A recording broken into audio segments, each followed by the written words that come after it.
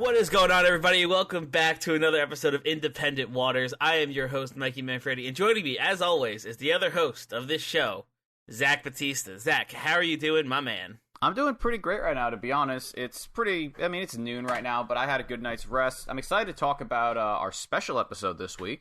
Yes, just throwing it right out there, huh? We have a very very special. Right with it. Yeah, gotta hit him right off the bat. We have a very special episode this week.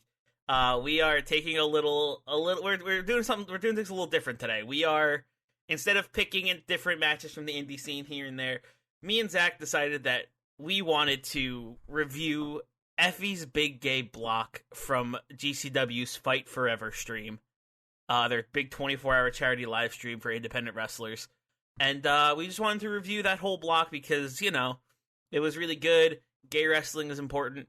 And we sponsored it. I was about to say, and, you know, no bias at all. We sponsored it. No other reason. The Countout Family was a half. It was us and Countout Family and the Movie Marks podcast sponsored Effy's Big Gay block. Yes. Really, really cool thing that we got to do. We got a little shout out on the stream, which was awesome. That was nice. Yeah, and it was. I'm very glad that this is the block we got because me and you, I think, both love Effy. Effy's awesome. And we love what Effy brings to the table. So we knew that his show was going to be great. His show at the Collective was great. So we were ready for a pretty solid 2-hour block of wrestling show. I think that's what we got. Yeah, I was excited because I think out of all the contestants here that showed up for this to wrestle, I only knew Still Life and Effy. That I'd seen a matchup that I could roll. And I think Monroe I heard about from the Gay Brunch. Mm-hmm. So I was excited to see the rest of this. By the way, I'm petitioning right now that Effy should name his third event Effy's Big Gay Bash for summer. If that ends up being a thing. we just gotta get the whole like trifecta, like the brunch, the block, and the bash. Exactly. But hey, Effy's a smart guy. He knows what's up. Yeah, I'm sure whatever Effy does, it's gonna be great. Anyway, let's jump right into our first match of Effy's Big Gay block. We had Chris Valentine taking on Jared Evans. Yes. This was our opening contest. How do you feel? How do you think this kicked off the block? I thought this was a solid as hell opener. I was really a big fan of Evans' character work here. He was such a Karen in this match, and it was fantastic. Yeah, he came out and immediately, like the roles were immediately set. Mm-hmm. Evans is like, I am the heel, Valentine's going to be the face, and we're going to rock and roll. Exactly. And side note, I'm going to say it right now here right off the bat, if you end up watching this at all, everyone here at the block had fantastic sense of fashion. There was such good wardrobe here. Are you kidding me? How could you not? They all have great gear. Exactly. I gotta just put that off right here. But this match is just like a classic, like Evans just being a super obnoxious heel, just getting in the face of Valentine, and Valentine having like some comebacks here and there that are just good wrestling. Mm-hmm. Let's see. I agree with that. There was like you said, there was just good wrestling. There was solid chain wrestling in the beginning. Evans with the character work of using the referee to block a move to get the advantage. Mm-hmm. Let's see. There is one spot I want to talk about where it was a really cool move by Evans. So Evans eventually, let me see, where's this set up for this? So basically Evans is in control here, and he goes to do Undertaker's like skinning the cat thing, twist the opponent's arm, get on the top rope, but then he converted it into a Meteora, which looked really cool. Yes, I like that a lot. I think right after that, let me think. What other thing was there? Valentine had a really cool series of offense where he like backhanded Evans in the face, back elbowed him, and then threw him into the ropes and did a suplex, which is called like the heart attack. Yeah, it was called the heart attack, but what it looked like to me was like just a really clean fisherman suplex. Yeah, it looked really nice. It was really cool. And then right after that, if I recall correctly, Valentine goes to run, I think, spear Evans, and Evans converted into a code breaker. And I remember thinking to myself, "Damn, all right." Yeah, it was like it was really cool. He was like in midair, and Evans was like, "Nope, bam, code breaker." That was pretty sweet. Evans does get off the spear. No, Valentine does get off the spear later, though. Yes, it was a very good-looking spear, too. Yes, it definitely was. What about the, there's also the move where he kind of uses Valentine's arm and like crosses around his neck and pulls him backwards into a backbreaker. Yes, it was very cool looking. It was a solid match, honestly. Like I was happy with the match. There was one bump here where I was very scared for a second. Which one was that? When so Valentine, after hitting the spear, is in control for a while. This is towards the end of the match, and he goes up to go for a Hurricane Run on Evans, but Evans holds onto the turnbuckle, so Valentine just kind of falls. Yes. And for the hottest of seconds, if I didn't have the replay button, it looked like Valentine landed on his head. Thankfully, they landed on their they landed it like so they didn't get hurt. But for a second, I was like, oh no. Yeah, that looked rough. It was a good spot though of him just like hanging on. Mm-hmm. And also, that wouldn't even be the worst of bumps we would see in this night of gay wrestling. Yeah, we'll talk about one a little later. Yeah, that was wild. Mm-hmm. A couple more quick spots I wanted to touch on. One of them was when I think Jared was like in the corner, and Valentine runs at him. Yeah, and he goes to like kick him, but Valentine catches his legs and like swings him over the side. But instead of going all the way over, Jared bounces off the ropes and comes back with a kick. Oh yes, I remember this. Yes. Good. Yes, and the other spot I wanted to touch on was the top rope to middle rope springboard moonsault that Jared did. That was really cool. That Evans I remember that because that was really sweet. I think right before that he was like shouting really loudly, "You can kiss my ass," as he hit the moonsault, and I was just like, all right. Flexing on them. In case any of you were wondering for this, towards the end of the match, this ends with the end of the match comes when Evans throws a tantrum and starts arguing with him and says, "The next time you count, it better be a 3." And ironically, this ends up being the case because as Valentine walks up, it's the classic heel maneuver. He low blows Valentine, hits him without the ref noticing because he did it. He did like a back kick, which was like really clever. Yep, hits Valentine with a curb stomp and wins. The commentators were like, "Oh, this is a travesty," because Evans is literally the worst kind of human being in this match as a character, and it was great. I really liked the ending of this match. I thought it was very good for Evans. It really showed the character off, like you said. It really showed the good heel work he was doing. That just like sneaky low blow while he was distracting the ref to get the upper hand to hit that curb stomp and end up winning the match was pretty cool. And I thought this, like you said, solid opening contest. I really liked it. All right, I believe the next match we had was Dillon McQueen versus Ashton Starr. This match was like kind of a sleeper for me. I really, really liked this one. I enjoyed this match quite a bit. First thing I noticed right off the bat was that McQueen was being another obnoxious heel, which of course I'm going to be a fan of. If you listen to the show enough, you know that I love my obnoxious heels. Except they were really working the crowd and really being a heel. Yeah, if I were to say, I would describe McQueen more like a prima donna in this one rather than a Karen, because McQueen was all around the ring like, "Don't touch me. Yep. You got your bougie ass $5 haircut. I don't want you anywhere near me." Very deep, very much like diva. Yes. Yeah, they were being such a diva in this one, which was very good, and it was just throughout this whole block. I think we could say there was spectacular character work from most of the wrestlers, if not all of the wrestlers. I remember when I was watching it, I was like, well, in these 2 matches, they have brought all the sass that I expected from this block, and I'm only 2 matches in of the 6 that will be in this block. So I was like, all right, sign me the fuck in, all right. Yeah, they went all out for this, and it was they really showed off how good they are at just everything they do. You know, they're just very good. Like, everybody in this block are very good wrestlers. And everybody in this block had very good character work and very good like, they just showed off the best of what they could do.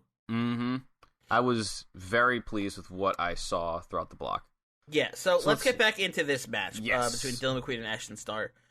I really like this match because it started off with a lot of fluidity. Yes. These two were switching between pins and spots and submission holds. It was very smooth. One that I really liked was when the 2 of them were basically trying to roll each other up, and Starr at one point does this really it's a typical roll up, but what they do is they then immediately, once they're on their back, Starr flipped and basically stacked themselves on top of McQueen's legs. It was really smooth, and I was very impressed with that. And that was just a little taste to come for the athleticism that Starr showed off in this match. I was very impressed with them with this. Yeah. This match showed off the best of both of these competitors, right? Like, it showed off how good of a technical wrestler McQueen is, and it showed off the pure athleticism of Starr. Mm-hmm. And it just was a great showing for both of these two, because the clashing styles, I think, really worked well together. Like, they're like two completely opposite styles, but they like combined in this like really great match. It didn't downplay either of their styles. It just like elevated both of them. Mm-hmm. This match was a lot of also a back and forth. Like, it was like there'd be moves where like, oh, Starr would hit like this really cool like Hurricane Rana and like this big like super kick or something like that, and then McQueen would immediately retaliate with like a slap or like a slamming slamming Starr on the ground, immediately taking them down to a hold. Like, it was very much like a back and forth affair, which I enjoyed. Yeah, definitely. I really liked it. I like I said, we talked about the technical prowess of McQueen, and there was some really cool holds McQueen got in. McQueen got in here. There was one where they locked Starr's back, arms behind their back, using their legs. Like they, it's Lady Valkyrie's hold that she uses on UK, but I don't know the name of this hold. But... I know I've seen it before, and I know I've struggled with the name before, but I still can't remember the name. Yeah. And, like, they're holding them in there. Starr hits, like, So, this actually leads into something I wanted to talk about for a spot that I really liked, because it was just hilarious how much impact this spot had. Mm-hmm. So, Starr counters this by getting into a suplex after getting out of it. The two of them then both kick up on the ground, and Starr hits, like, a bunch of kicks and a Hurricane Rana, followed by a crossbody in the corner. And so McQueen tries to, like, come back from this. And Starr then hit probably the loudest backhand I've ever seen or heard. Like, this shit had impact. And then hit, like, this really nasty sit-out neck breaker that I remember thinking to myself, ow. That was... Yeah, Starr definitely started getting very, very heavy-hitting as this match went on. Yeah, the ending sequence here, they really picked up at the end here. Oh, yeah, it got quick. These two, like, started going at each other. Right after that, like, that backhand spot I talked about, Starr went for their finisher, which is the Scissor Me Timbers, which I feel like we are biased since our name is Independent Waters. You know, yeah, Scissor Me Timbers. Yeah, very good. But McQueen actually ducked out of it and hit a backbreaker into a flatliner it is basically Carmella's Code of Silence, which is called a Go-Go Plata, which I looked up, which is the weirdest name I've ever heard. But there was that. Then, after eventually Starr gets out of it and dodges McQueen's kick to their face. McQueen instantly turns that whiff into a DDT. Like, literally, like, it was like McQueen kicked, Starr ducked, McQueen grabbed their head and just planted them into the mat. Yeah. And then it was brutal. Yep. And then we get into the finish where Starr hits a Frankensteiner on McQueen off the top rope and then hits them with Scissor Me Timbers for the win.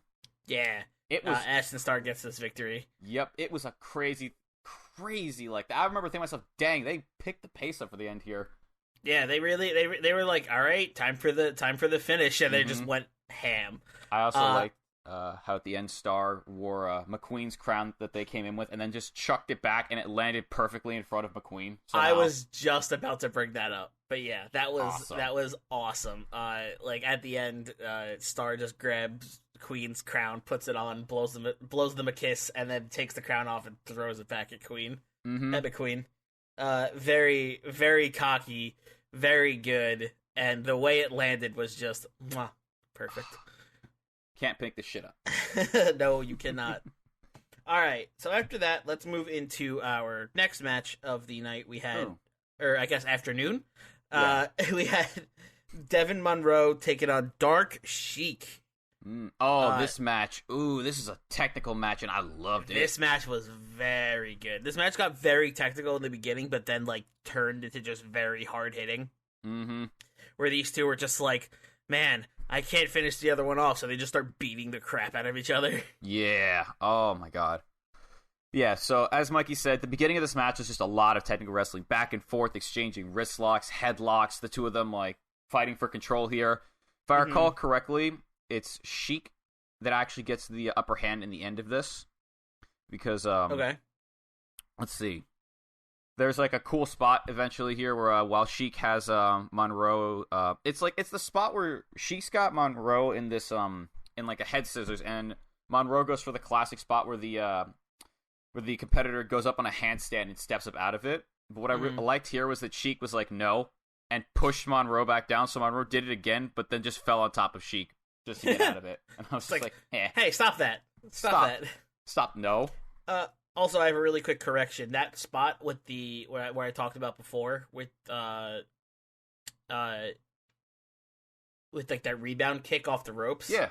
That was in this match, not the earlier match. Oh. I got my spots mixed up. But yeah, that was in this match where Sheik threw Devon Monroe like off of went to go throw Monroe like out of the ring, but then Monroe bounced off the ropes and came back with like an enziguri. Yeah. To take Sheik down, and then went into like a sunset flip out of it. Yep, and then they which was meteor very right cool. Afterwards. Yeah, exactly. Yeah. That was the spot I meant. That wasn't from earlier. That was my bad. In your defense, Evans used a bunch of springboard moves in his match, so that's true. That's true. Oh, there was. You reminded me of the spot before that where so right after the handspan spot, like Sheik just unloads elbow strikes to Monroe in the corner, throws him into the other one, double knees, running boots them, then hits a leg drop over the top rope, rolls backwards through the ropes onto the apron, and hits a rolling senton, and then Sheik. This is just funny to me. Gloats gloats, curtsies, and then just falls forward onto Monroe for the pin. Yeah, I love Sheik's style. Sheik's awesome. style this whole match was like, I'm going to hit you so hard and then try to make you tap out after I hit you so hard. It was just very heavy hitting, but also very technical, you know? Like, every hit you could tell, like, meant something, and it was like, whew. It was good. Yeah, very much.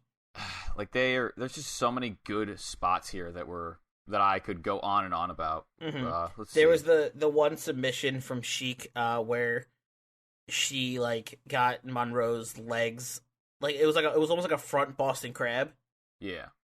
And then she grabbed their arms and like took them off the ground and then just slammed them on their face. Yeah, the best way I could describe this is it's a finisher in a SmackDown, like a WWE like Raw versus SmackDown, where like you just hit their head in like the bottom of the corner. It's like the opponent is like hogtied sort of while being held in the air, and you just kind of bump their head in the corner, and that's what Sheik was doing. I just cannot get the name of the move for the life of me. Yeah, no, I don't remember it either. I know it's exactly what you're talking about though. I just thought that was. Let's see. Right after that, there's this.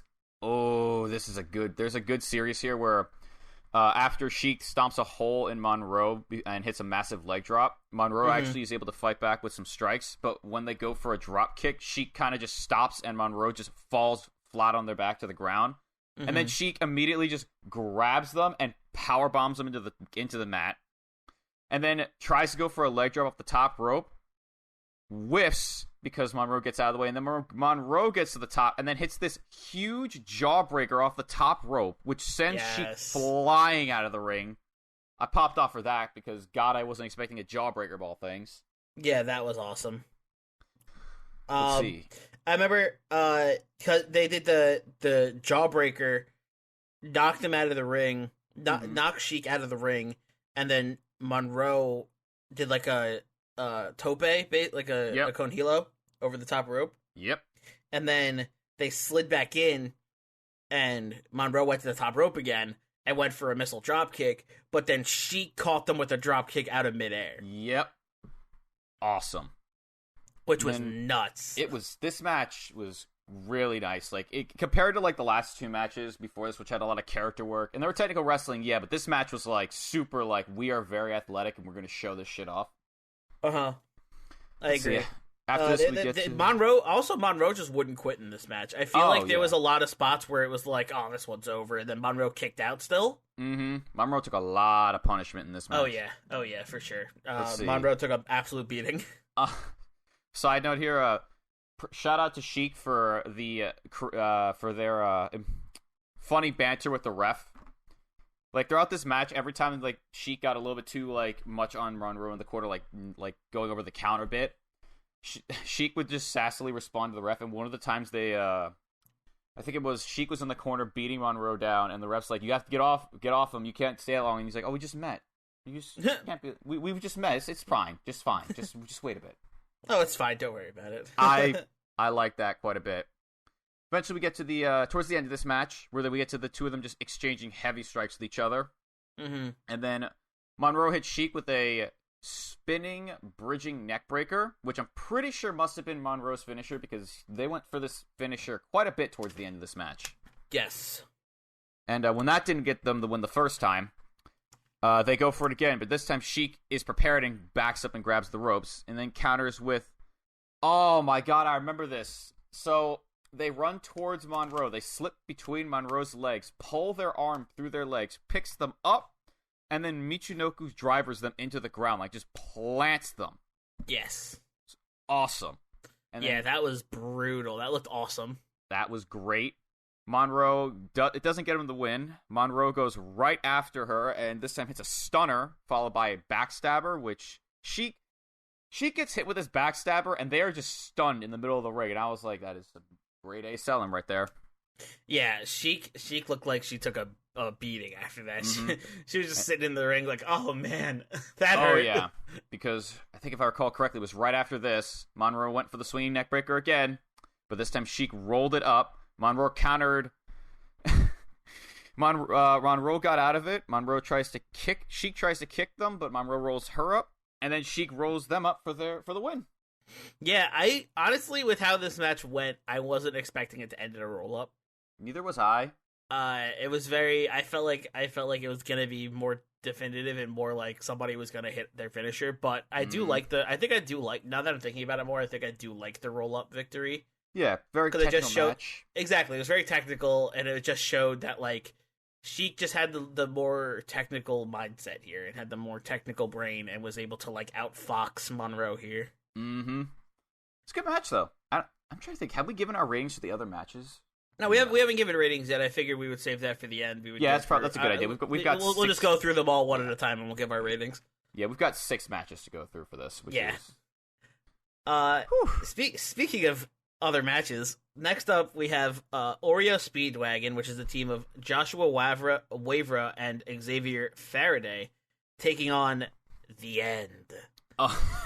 Odinson and Parrow.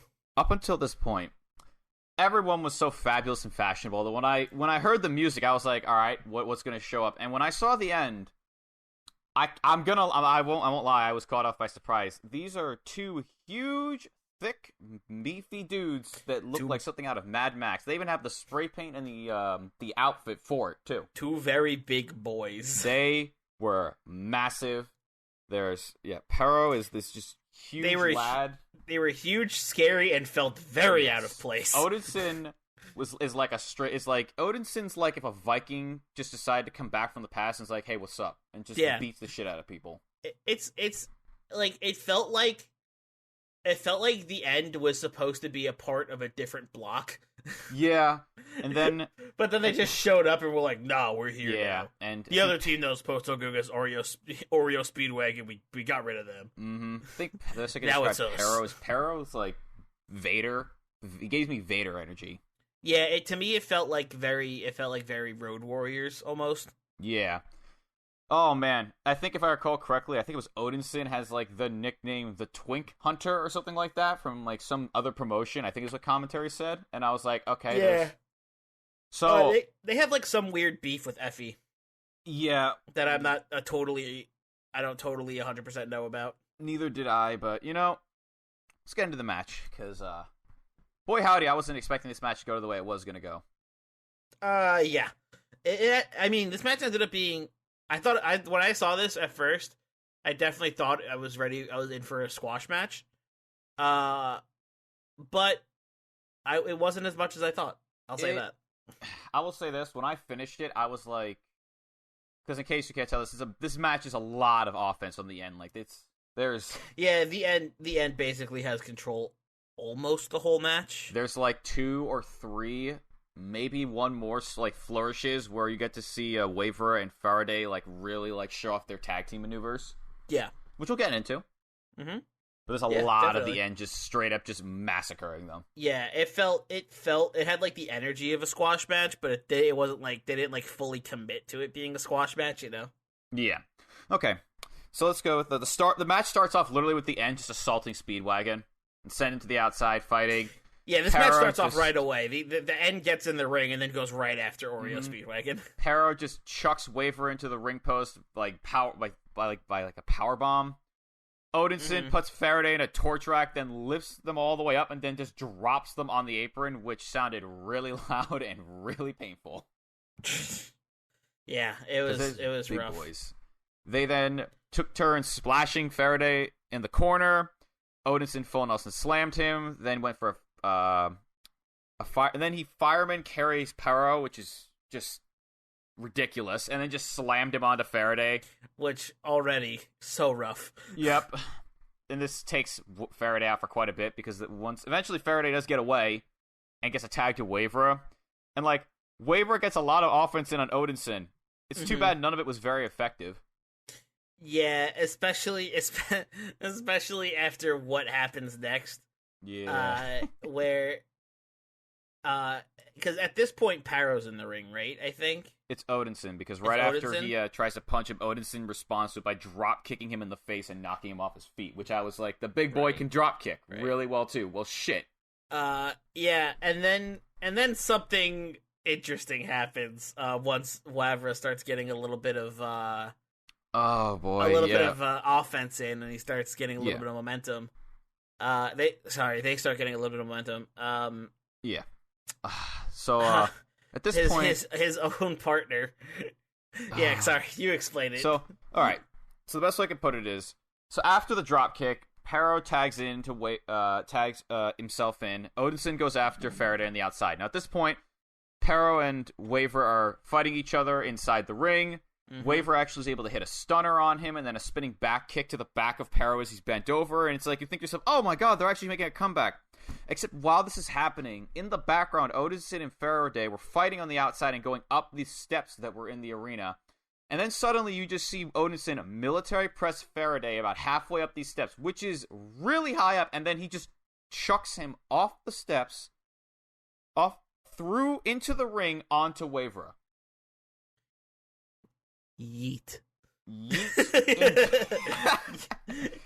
Yeah, Odinson is just like crazy strong. He just like lifts up Faraday and is like, and just tosses him. That's not a short distance to the ring either. That's high. Tosses them into Wavra. It was crazy. At this point, afterwards, the End are firmly in control. At this point, like Wavra literally gets picked up into like a super long suplex. They just beat the shit out of him. Literally can't get any offense. Anytime Faraday gets to the apron, they get knocked off. Eventually, Faraday gets so annoyed with this, they actually try to fight back, but Parrow just kind of takes him by the neck and throws him back off the apron. And like Wavra gets like, some strikes. Oreo Speedwagon is doing whatever they can to get back in this one. But exactly. They just cannot. Like no matter what, like I think after that, like Wavra hits some strikes, and then Parrow just picks him up and choke slams him. Like Wavra just keeps trying to mount a comeback, and like there are some points where Wavra gets some good offense in here. Where Wavra, like there's one where he throws Parrow in the corner, hits him with a running forearm, back elbow, big boot, then dodges Parrow's attacks, rolls him up, and then turns it into a double stomp. This is the part where I was like, oh shit, they're making their comeback. Let's fucking go. Because Faraday then gets tagged in, and then none of his offense really seems to phase Odinson. Until he kicks him in the face while on the apron. And then he goes back into the ring as he's like dazed, and backdrops him while he's stunned, which looked great.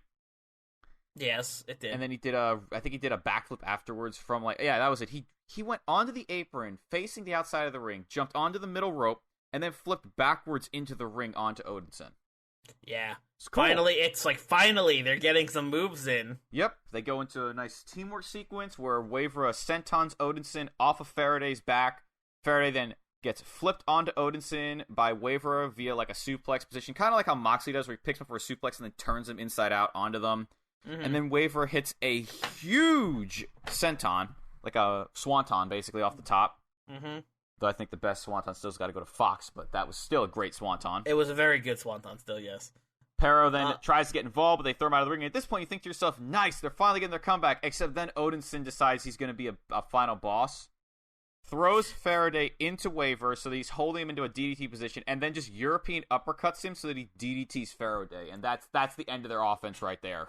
Yeah, it's like, you know what happened? It's like that swanton, like, depleted the health bar, and Oreo Speaker was like, yeah, we did it! And then it's like, the second phase health bar appears.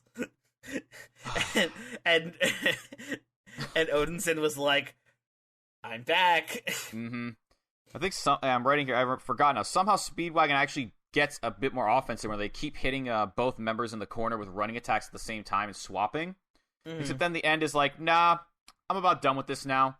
So they both run out of the corner and attack each one of them, pick them both up, powerbomb them into each other, and then Odinson sets up, Parrow sets up a chair sets it up on top of Wavra's face. Mm-hmm. Odinson then leg drops it through onto Wavra, and unfortunately here the camera angle takes Wavra out completely. Oh, it murders Wavra here. Like, if the way that if you're going how wrestling goes, Wavra died. Yeah, like, the crowd went super silent. Everyone was like, oh my god, you just murdered that man. Yeah, that was rough. The only unfortunate thing for me here for this spot is that the camera made it really obvious that he didn't hit him in the slightest. I mean, yeah. I mean, like I said, like, it's, you can't actually like do that to Wavra. You'll break his teeth. But yeah, it was kind of like I wish that camera angle was a little bit different. But I digress. And then just taunt Effy, because Effy's like, what the fuck are you doing? And they're like, how about you shut the hell up and watch this? This is some daddy shit right here. They're like, this is some daddy shit. Like, yeah, like they have some beef with Effy. Oh yeah, because like Faraday gets picked up, tries to fight back, they beat him down, get him up on Parrow's shoulders in the electric chair position, and then Odinson hits a European uppercut, and they do basically the Doomsday device for the win. Yep. And this match was something. I wasn't expecting this to be so one-sided.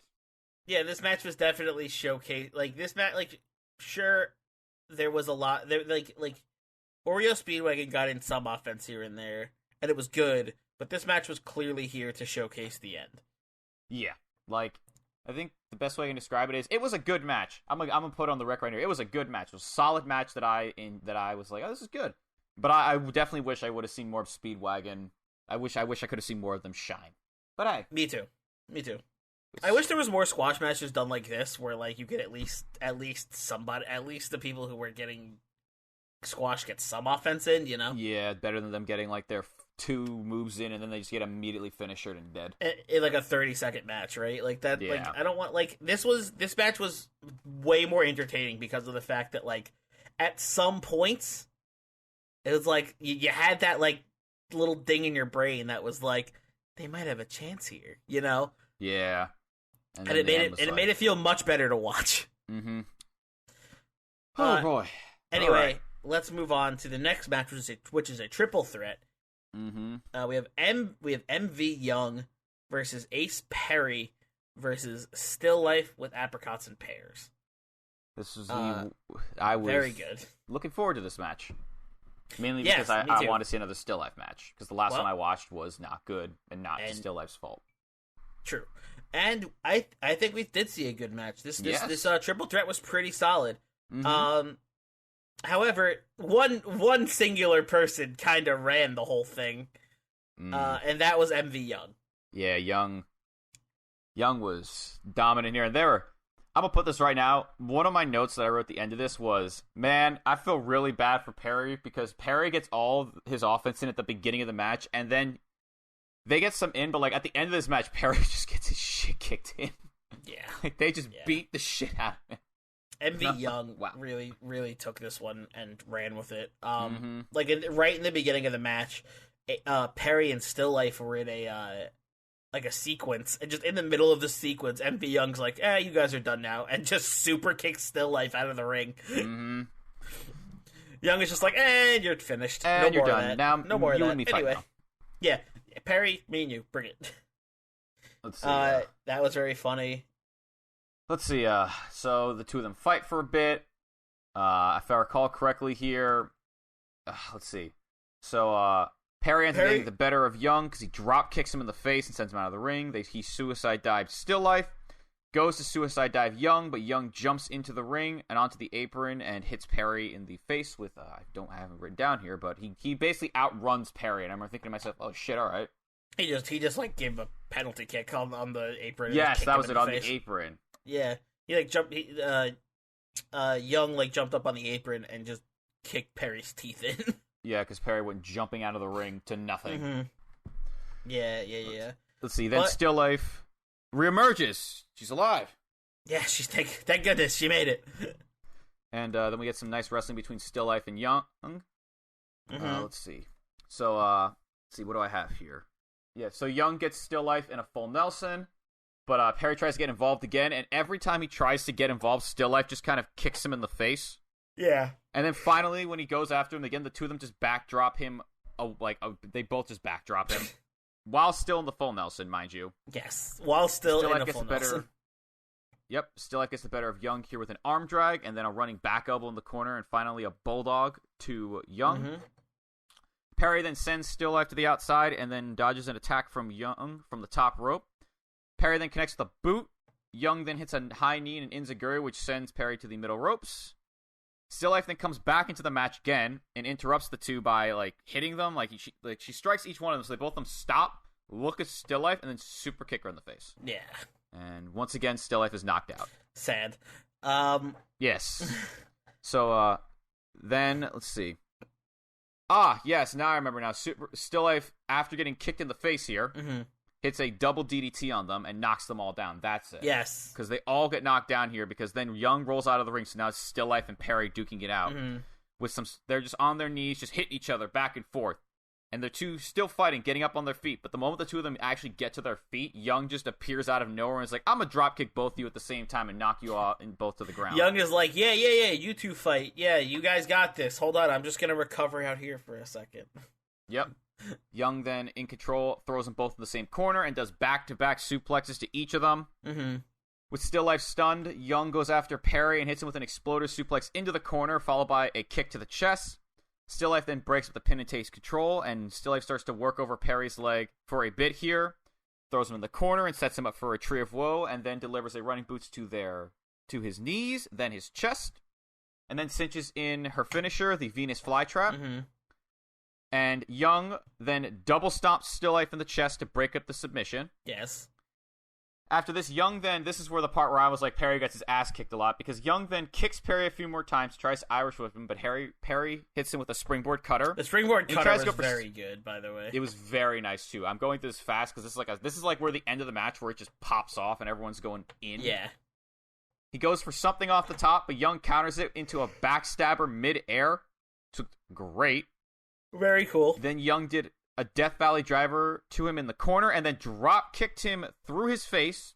I think it's head bandana fell out, he died. That was death. Another just dead.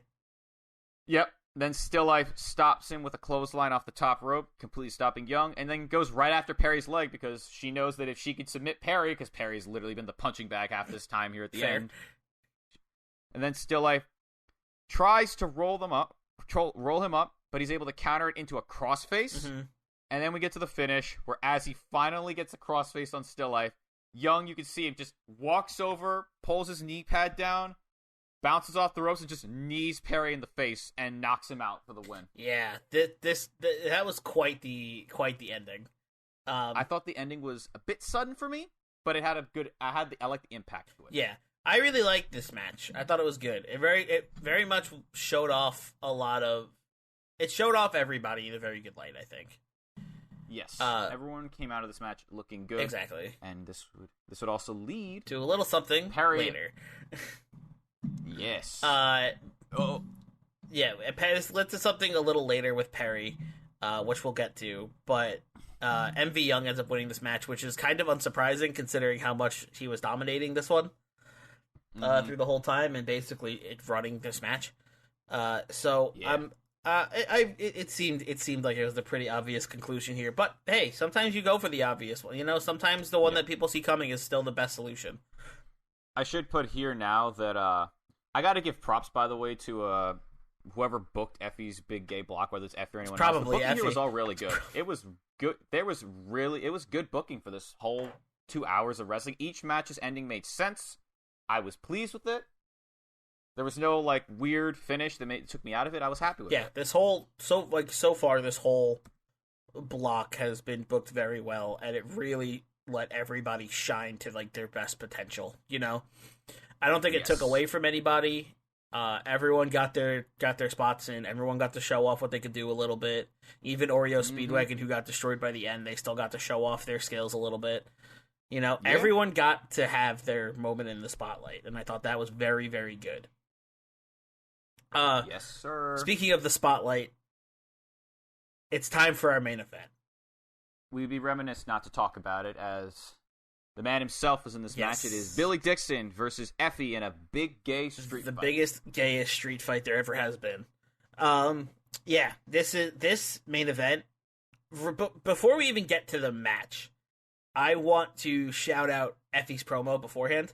Oh, I was going to talk about. I was hoping you'd be talking about this. Very good, very passionate. You can feel the fire coming. You could feel like the fire just emanating off of Effy, which is wild. How passionate and how charismatic he was throughout this whole promo, considering he hadn't slept in like 2 days.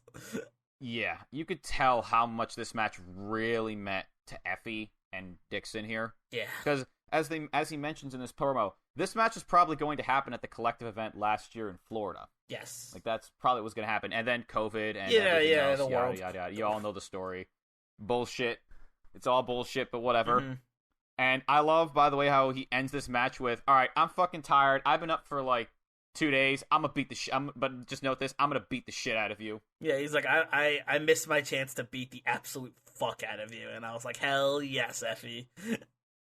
Like I also love, by the way, how Effy came out with a cigar and was just casually just smoking a cigar underneath his mask.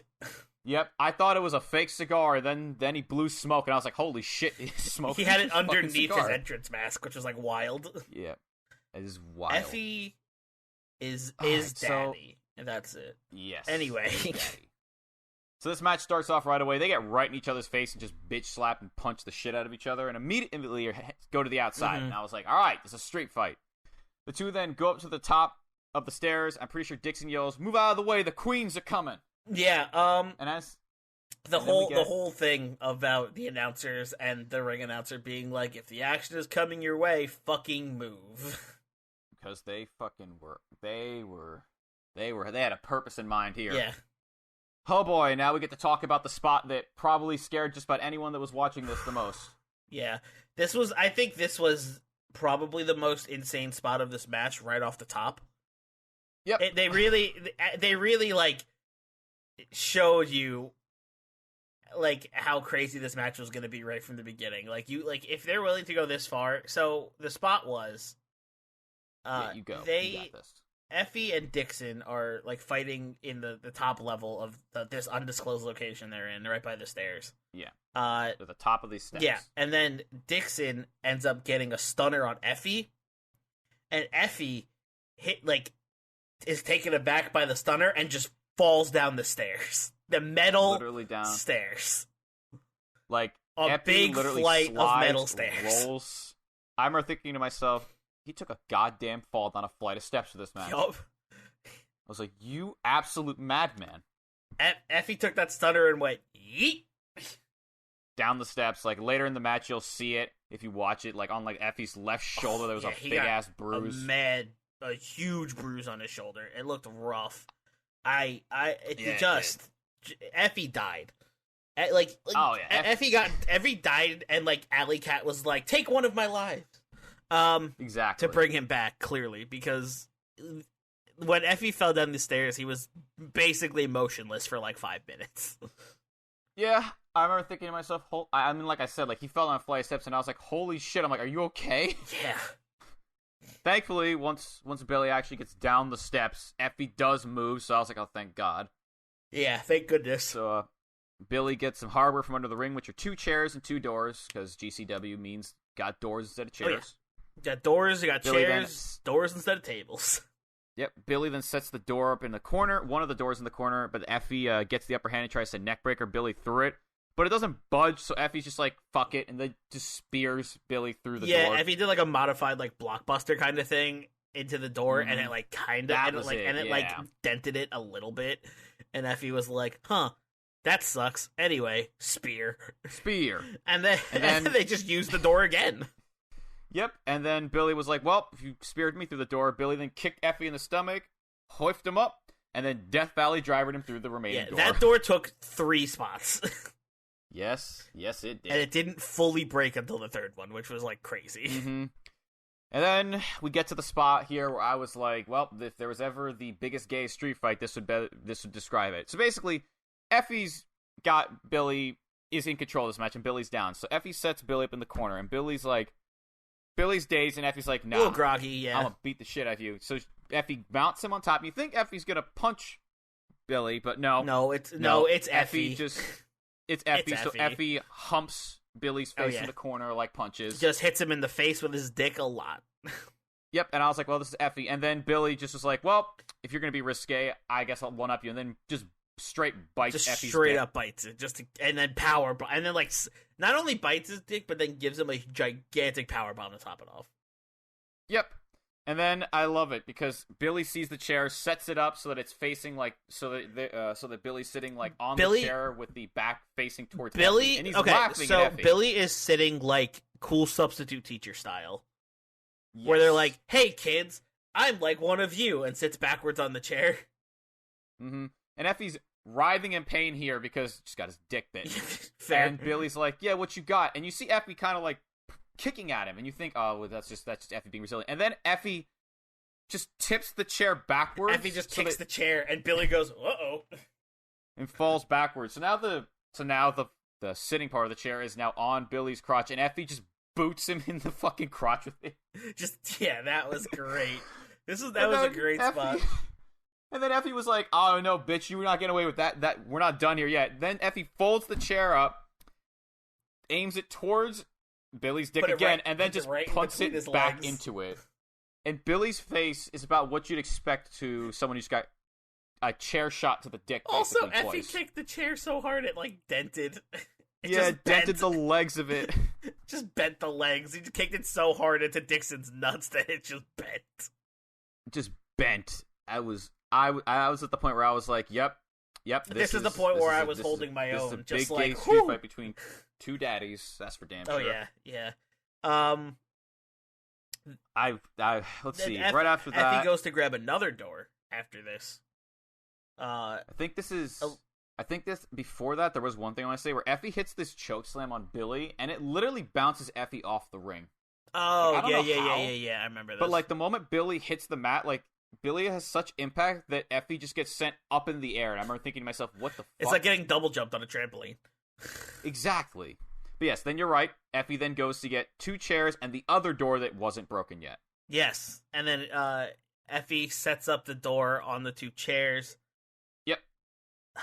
Dixon hits the unprettier on Effy and then sets Effy up on the table. Mm-hmm. And then goes for the loot. It's I think the bodega press. The bodega press, and he goes to do it on Effy, but Effy rolls out of the way, so Billy puts himself through the table after Effy dodges, but the table doesn't break, so Effy's like, oh, fuck it, and he takes the remaining of the door, puts it on top of Billy, gets up to the top and says, fuck it, I already got my elbow drained, I'll just use it again, and use the other one, and just drops through the door onto Billy. I think Effy breaks a hole in the door, too. Just an elbow-shaped hole. Yep. The 2 of them at this point are down. They eventually get up to each other, and then they just slap the shit out of each other. Mm-hmm. That elbow drop was already nutty, though. Yeah, it was. I was stunned. It was a rough elbow drop. And then we get to the part where we get the what I like to call the 69 off. The 69, yeah. It just because Effy smacks Billy in the face. Billy falls down. Effy collapses onto a 69 position, starts to pin Billy. And then the 2 of them just reverse that position on each other to try to pin each other. Billy rolls onto Effy. Effy rolls back onto Billy. Billy rolls back onto Effy. Effy rolls back onto Billy. Billy rolls back onto Effy. And then Effy kicks out. Yeah, so then Effy finally kicks out. So then at this point, Effy stands up. He's done. He's going to finish this match. And then Ace Perry just comes in, and I believe, I don't remember what he does before this, but the main thing you have to know is that Ace Perry attacks Effy, and then Effy takes 2 unprotected chair shots to the head. Can we just really quick talk about how Ace Perry literally came out of nowhere? Like, Effy was just, like, sitting in the corner after that pinning, like, the 2 pins, and then both being tired. Effy's just, like, sitting in the corner, and then all of a sudden, completely out of nowhere, Ace Perry just, like, flies in with a dropkick. Oh, that was it. I was thinking to myself, I'm like, he did something before he hit. Yeah, he just like flew in from off camera just with a drop kick. Yeah, and then after Effy takes 2 unprotected chair shots to the head, which I was like, oh, Effy, oh yeah, he actually one chair shot he blocked with his hand, but the second one was just straight up on his head. He just let Perry wail on him. Perry just yoked the chair into Effy's face. Mm-hmm. And then this lets Dixon set up the bodega press. Effy's sitting on a steel chair, and Dixon hits the bodega press while Effy's on the chair, gets the 1, 2, 3, and Dixon ends up winning this one. Yep, and then Ace comes out into the ring, sets up the chair, and says Effy stole his soul and promised him the world, and then he left him and he abandoned him. So now he's done. He wants his soul back from Effy. He intends to take it back, and then he leaves the ring. So Effy. I love this. Hey, Effy's so tired at this point. Effy, if you're listening to this, you gotta let us know when that match is. Yes. I love, because Effy gets up, he's tired as hell, he's like, give Effy me a versus fucking Ace mic. Perry, give it to me every day. Yes. Perry, he's like, I stole that, I think he calls him a twink in this, he stole his soul from a match in Indiana at some time ago, and then things happened, he just kind of got occupied with other things and forgot about him. That was funny. He's like, and I think he says, as my boyfriend said, if that bitch twink wants to come down here and fight, let him come. I love Effy just being like, oh yeah, like having the energy of just like, yeah, fuck, I did forget, I did do that, and I just completely forgot about him. It was just like, yeah, woo, then Effy's just like flew out of the brain, like, oh, silly me. Brain. I love it. Then after this, Effy's like, you know what? Just anytime, any place, you name it. Just not now. I'm too fucking tired. Fuck off. And then just leave. Effy's like, I'm going to fucking bed. Good night. Yep.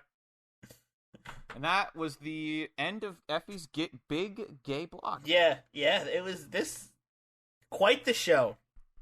Very, very pleased. I feel like my money was well spent. I also did the rest of this event. The rest of the marathon was great. I didn't get to watch a ton of it because I had other stuff to do. But I'm glad that we sponsored it. We here at the Countout Network were absolutely honored, and just it was just a super cool thing to be able to sponsor that block and show our support for all the gay wrestlers out there who are really like Effy said, they're really killing it, and they all knew they were killing it, but nobody wanted to give him a chance. But Effy did. They're making this something special, and I'm very excited to see more gay wrestling in the future. Yes, I'm going to.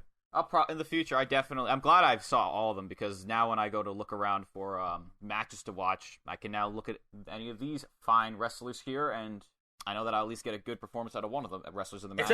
Exactly. Like all like everybody in this block, every match was solid. There was no bad matches. I don't think there was a singular bad match. Every match was good to great. Like, correct. Speaking of good to great, let's go down the card here and give a quick.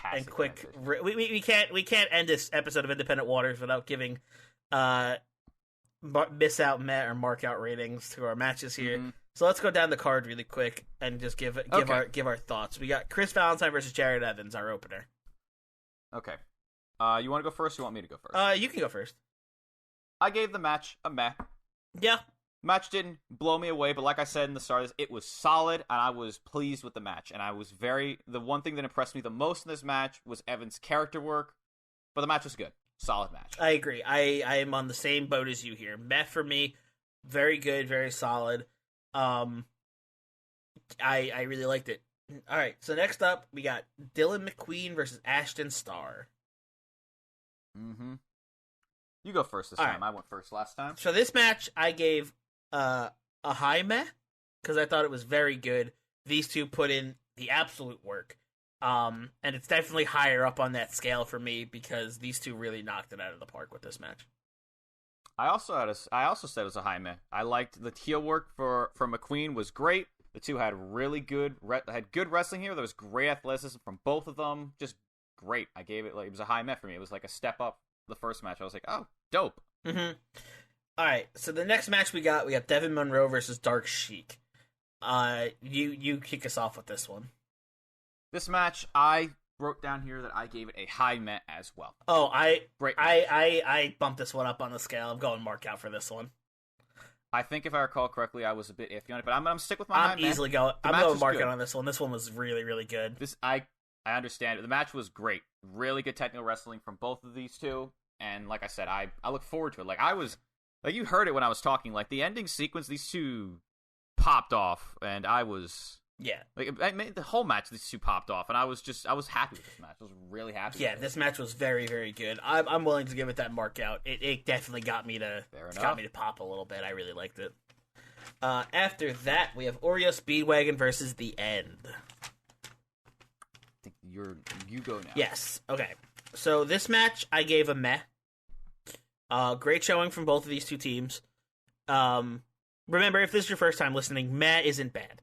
Meh is like a good match. It's right in the middle. Fine. Like solid. Nothing bad, nothing terrible. So good. This match was good. Very good showing for The End. Did its job of putting The End over a little bit. Did wish I got to see more of Oreo Speedwagon. However, still very solid. Match did its job. It was entertaining to watch because, like I said, we did get to see a little bit of Oreo Speedwagon pop off, and they got to shine a little bit. So it didn't take away from them as much as it could have, you know? And it just could have easily just been, like, squashed, done, you know? But whoever booked this match made it a point to Oreo Speedwagon to make sure they got some offense in and they got to show off a little bit and they got the spotlight a little bit. And I think that was very, very good, and it was very carefully booked to where both teams looked like they had a chance, but The End still like had that inevitability there. Mm-hmm. I give this one a meh. It was high. I'll bump it up to a high meh. It was good. I gave the match a meh. Okay. For similar reasons, pretty much. It did its job well. It put over The End, and my main complaint, because it's basically a lot of the same points, is that like I just wish I saw more of Speedwagon more. Mm-hmm. Fair enough. This match was very much a match that was. It's not. I'm not going to call it a squash match because Faraday and Speedwagon did get some offense in, but it was like. It's better than that, is basically what I'm saying. Yes. So it gets a meh for me. Okay. Cool. All right. Then after that, we have MV Young versus Ace Perry versus Still Life. Oh, this match. I'm still not... See, when I walked into this match, I was like, this match is good. This match is fine. I wanted to give it a meh, but at the same time, part of me kind of wants to give it, like, I want to kind of bump it up a bit. Mm-hmm. Just because, like... No, I'm sticking with my gut here. I'm going to give this match a meh for me. Okay. Match is solid. Good. I like the wrestling from all the workers here. I was just happy that I got a good, like, well wrestled still life match. Like that was this match could have been average as hell, and I would have been like, you know what, I'm happy with it. It's a good match. I liked it. Fair enough. I am in the same boat as you here. I give it a meh. It was good, solid, showed off everybody. I wish this match wasn't so heavily dominated by MV Young. But all in all, again, wasn't bad. Yeah, I liked it a lot. Everyone still did get their showing in, but it's still just a meh for me. Yeah, it's like, and I think the point I was trying to make is like the match could have been bad, but as long as Still Life had a good showing, I would have been happy. But because like I literally was so hung up on that. If you end up watching that, like that match still hung me up. Mm-hmm. Anywho, but yeah, meh. Good. Everyone had a good showing here, and I liked that Perry's role here of getting the beat down at the end kind of played into him going after Effy at the end. Yes, I agree. Yeah, it played into Ace Perry not winning that triple threat made more sense after that. After what Ace ended up doing to Effy in the main event. Speaking of the main event, let's get into rating that. You just gave us the rating the first last time, so I will jump into this, and I'm just gonna do it. Mark out. This match was so good. These two put on a clinic. These two took insane bumps for this match. Effy went down a flight of steel stairs for this. Like, yep. Both of these wrestlers put their blood, sweat, and tears, and just heart, soul into this one. And I gotta give it a mark out. It was just pure dedication. This match ruled. These two beat the absolute snot out of each other. Mm-hmm. And that's where I'm at. I was straddling the line between I'm like high meh or mark out. I think for me, I'll give it into like it just hits the mark out. It's gotta be a mark. For me it was it was easy mark out. As I have written here, Effy took a goddamn chair shot to the head and fell down a flight of steps for this exactly. match. I mean, we can't forget Billy Dixon took took a steel chair to the nuts for this match. Effy put his body on the line, but so did Billy. Like Billy also just like took a lot of crazy bumps. Put himself through a table. Yeah. Got elbow dropped with a door on top of him. Like they both really gave it their all in this one. It's just I had to do it. Like the smack talk between them, and that's also for every match. By the way, is that the wrestlers here got some mad chops in it. Like the banter between people was funny. Listening in the match. Oh yeah, like you said, it was the sass, right? Like there was the sass was on full blast for these 2 hours, and I was there for all of it. Yeah, it was just beautiful. This whole block was just. It felt so different from the wrestling we're used to, and it felt so refreshing. You know. Mm-hmm. Oh yeah, this is like I stepped into a different world of wrestling for these 2 hours, and I was glad that I took that trip. This felt unique. This felt very cool. This had this block felt. I felt like it had it had like a special energy to it, and I really enjoyed it because of that. Like the other blocks I watched, all were good, but they all felt like wrestling. Yeah, but like. I don't know, there's something stood out about this one, man. Mm-hmm. Yeah, I think overall for this, I'd give this entire block a high meh for me. I mean, the block altogether, I give it a mark out. You think it's a mark out? This block, yeah. We give a lot of high mehs and mehs, but like altogether, the show that got put together, the passion that everyone showed in that ring, the fact that you could tell how much work Effy put into this. Everyone and how much work everyone wanted, how much everyone wanted to show off how good they are. Yeah. Everyone showed up and put out a really good win. Yeah, this whole block is a mark out for me. You know what? I'll give it the mark out. I loved it. I had a good time watching this. Like I was pleased. Yes. Yeah, me too. It was just a blast. I can't wait for what's next, Mm-hmm.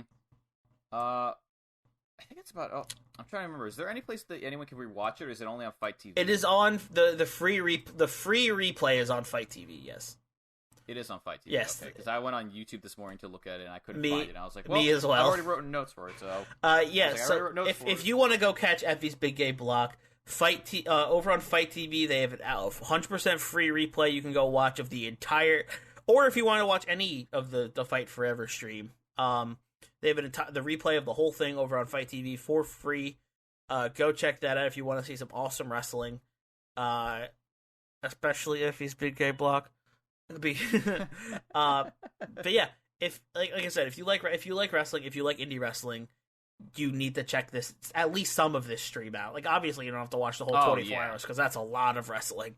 But it's a lot. But it was just an absolute beautiful showcase of just indie wrestling, and it was just this awesome, like, sure it had its technical difficulties, but like it's a 24-hour live stream, of course you're gonna have technical difficulties. That shit's hard to keep up, but you gotta give them credit for doing, you gotta give GCW credit for doing what they did with this, because they saw a problem with all these indie wrestlers losing out on paychecks, and they were like, we're gonna do something about it. So they put on this awesome show, and they raised a ton of money to hopefully help some indie wrestlers pay their rent, or get food or whatever they need to do just to get by. And it's all really cool. And the fact that they were able to they were able to like split apart the 24 hours like they did and make every block feel different was very, very cool. Yeah, I mean, I couldn't have said any better myself. Pretty much hit all the nails on the head. Yeah, there. I just think this was just a beautiful showcase of independent wrestling and just a beautiful. I feel like it makes me feel like indie wrestling's gonna be okay, you know. Mm-hmm. Like things were feeling a little dire once COVID hit, but now with an event like this, it's like we're gonna be fine. There's a lot more indie wrestling to come, you know. The indie wrestling community has come out. I want to say they've come out a bit stronger, a little more united. Exactly. Everyone has come together, and indie wrestling has shifted so much from what it was. And now that it is what it is, like I said, I have that confidence to be able to say, like, yeah, this is going to be around for a long, long time. Mm-hmm. Hell yeah. So that about wraps it up for this episode, this very special episode of Independent Waters. Let's get to knocking these plugs out of the way. Yeah. Oh, here we go. Hit the gauntlet of it. Crack my knuckles. All right. So you can go check out, obviously, if you're here, you already know this show's on the Countout Network and on its own independent feed. If you're listening over on Apple Podcasts, please leave that 5-star review and leave us a review. Tell us what you think about the show. We'd love to hear it. We love your opinions. We love to hear what you guys think about the show. And that 5-star review would really help a podcast like us get to more eyes so you can have more people to rant and rave about the indies with. And every Friday, you can go check out Hit the Books, where me and Ryan Knightsey fantasy book. Every Friday, you can check out Hit the Books, where me and Ryan Knightsey fantasy books SmackDown and Raw every week. I have SmackDown. Ryan's got Raw. We do that every Friday, and we also just released our Royal Rumble pay-per-view special. So go check that out when you get the chance. You can check that out anywhere you can download podcast, here on the Countout Network feed or on its own independent feed as well. You could also check out our two other podcasts, which we have How to Talk to Your Friends About Wrestling, where Amanda and Ashley it's a wonderful podcast with two friends. One knows a lot about wrestling, the other doesn't know so much about wrestling, and they try to teach each other some stuff. You know, it's very, very cool, very interesting podcast. Go check it out if you're just getting into wrestling, or if you are in their position and you're a big fan of wrestling and have friends who aren't fans of wrestling. It's super cool. That comes out every Thursday here on the Countout Network, as well as their own feed, so go check that out when you can. And our brand new show, Your Dose of Death, with Lauren Rosenberg. He has interviews with deathmatch wrestlers from all over the world. He goes into the depth of the love behind the death, as they say. So go check that out every other Tuesday. I believe that's getting released. And one more show, we have Ryan doing G1 and Only every other Monday, where he takes a deep dive into wrestlers who have been in the G1 Supercard one time and one time only. So go check that out if you're interested in New Japan stuff, if you're interested in the G1 Supercard. I believe you had an episode come out this past Monday, so go check it out. I can't remember who it is off the top of my head right now. I'm sorry, Ryan. But definitely go give it a look. I think you'll really, really appreciate it and love it. And you can get any updates on this podcast network and anything that's to do with the Countout family over on our website, countoutpod.com. So go check that out. We have articles, we have pay-per-view previews, we have our whole Hit the Books cards, we have everything you could ever want about anything you could ever want to know about this network we have over there. So go check that out. And we have our YouTube channel where we post a bunch of video content over at Countout Network.